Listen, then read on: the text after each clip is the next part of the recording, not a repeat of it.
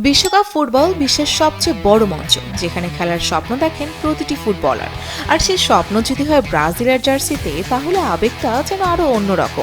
কিন্তু সব স্বপ্ন পূরণ হয় না। কখনো কখনো বিশ্বকাপের দরজায় দাঁড়িয়েও থেমে যেতে হয় ইনজুরির নির্মম আঘাতে। 2026 বিশ্বকাপের আগে ঠিক এমন স্বপ্নই তারা করেছে ব্রাজিল কোচ কার্লো আনচেলোত্তিকে। রিও ডি জেনিরোতে ঘোষণা করা হবে সেলেসাওদের চূড়ান্ত 26 সদস্যের স্কোয়াড। আর দল ঘোষণার আগে চোটের কারণে বড় ধাক্কা খেয়েছে ব্রাজিল। এদের মধ্যে আছেন এস্তেভাও ও রদ্রিগোর মতো গুরুত্বপূর্ণ ফুটবলার, যারা প্রত্যেকেই হতে পারেন ব্রাজিলের প্রথম একাদশের ভরসার নাম। কিন্তু ইনজুরি কেড়ে নিয়েছে তাদের বিশ্বকাপ স্বপ্ন।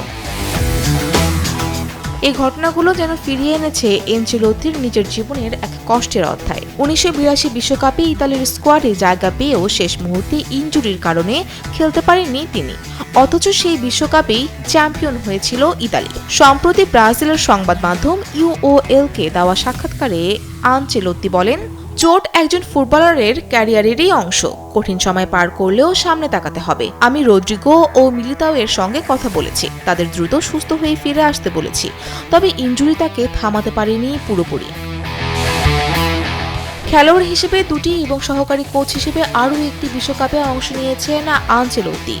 যদিও শিরোপা জেতা হয়নি, তবুও বিশ্বকাপকে ঘিরে স্মৃতির ঝুলিতে রয়েছে অগণিত আবেগ আর অভিজ্ঞতা। এখন দেখার বিষয়, ইনজুরির ধাক্কা সামলে আনচেলোত্তির ব্রাজিল কতটা প্রস্তুত হতে পারে ফুটবলের সবচেয়ে বড় যুদ্ধের জন্য। ফৌজা ফারিহা, টেলিসান।